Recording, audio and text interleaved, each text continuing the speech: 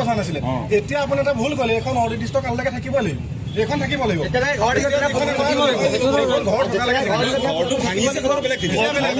জুবিনদাৰ প্ৰতিচ্ছবি মুচি দিয়া সেই ঠাইখিনিতে আকৌ পুনৰ জুবিনদাৰ ফটো বা জুবিনদাৰ প্ৰতিচ্ছবি অংকন কৰা হ'ব।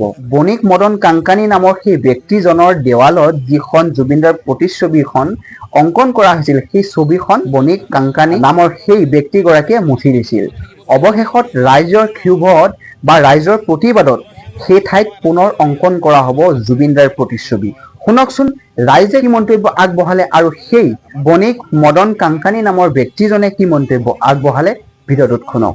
আপুনি কিমান দিনলৈকে এবাৰ আপুনি ফটোখন ৰাখিব বা অনিৰ্দিষ্ট কাললৈকে থাকিব নেকি নেকি? অনিৰ্দিষ্ট কাললৈকে মই ক'ব নোৱাৰোঁ কাৰণ 76 ইয়াৰ্ছ হৈ গ'ল অলৰেডি আৰু কিমান দিন থাকোঁ ঠিক নাই। যিমান দিন আছোঁ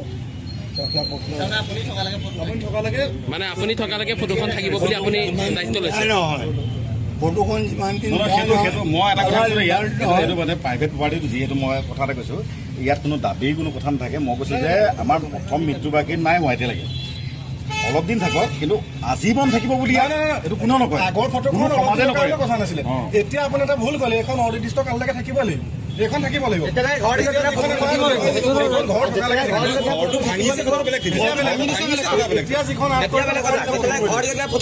মোৰ দাবী নহয় ৰাইজৰ কাৰণে মই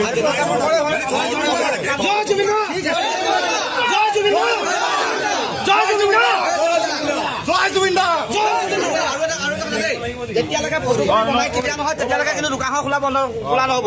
যেতিয়ালৈকে ফটোকপি বনাই নহ'ব তেতিয়ালৈকে খোলা নহ'ব।